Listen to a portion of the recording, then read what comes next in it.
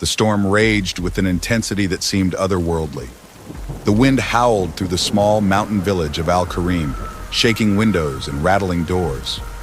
Lightning split the sky, illuminating the jagged cliffs and dense forest that surrounded the isolated settlement. Among the villagers, tales of the unseen were common, whispered warnings passed down through generations, tales of the jinn. Layla had grown up listening to those stories.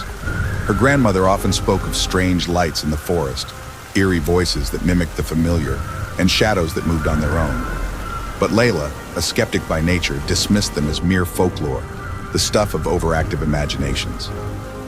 Tonight, however, as the storm clawed at her home, she felt an unease she couldn't explain.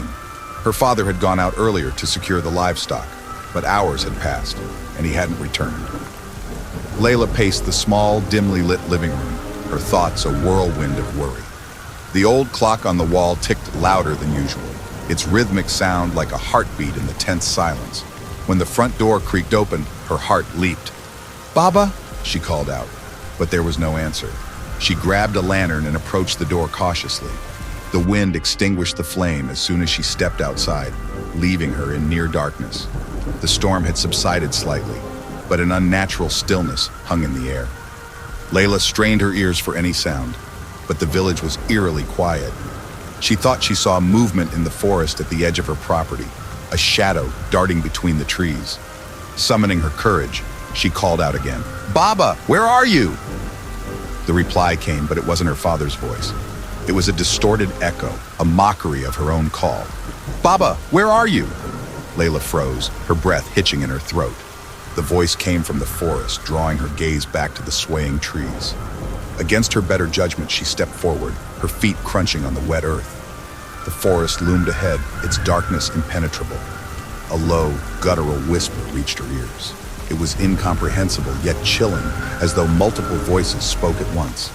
The shadows seemed to shift and writhe, forming shapes that melted into the gloom before she could fully comprehend them. Layla's instinct screamed at her to run, but her father was still missing.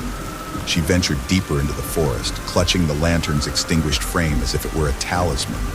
The whispers grew louder, resolving into words she could almost understand, though they weren't in any language she recognized. Suddenly, the ground beneath her felt different, soft and spongy, as though it were alive. She looked down and gasped. Strange symbols had been etched into the earth, glowing faintly with a sinister red light. "Leave!" a voice boomed, making her stumble back. It was neither human nor animal, reverberating through the trees like thunder. "Who are you?" she demanded, though her voice trembled. The forest answered not with words, but with movement.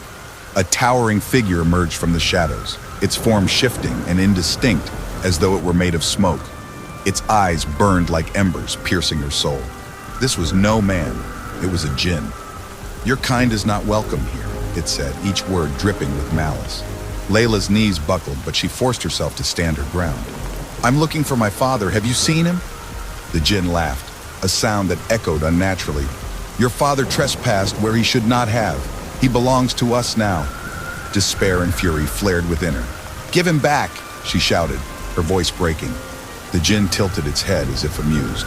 "Would you trade your soul for his?" The question hung in the air like a death knell. Layla hesitated, tears streaming down her face. She had no idea what such a trade would entail, but the thought of leaving her father to this creature's mercy was unbearable. "Yes," she whispered. "Take me instead." The jinn's smile widened, revealing rows of jagged teeth. "So be it."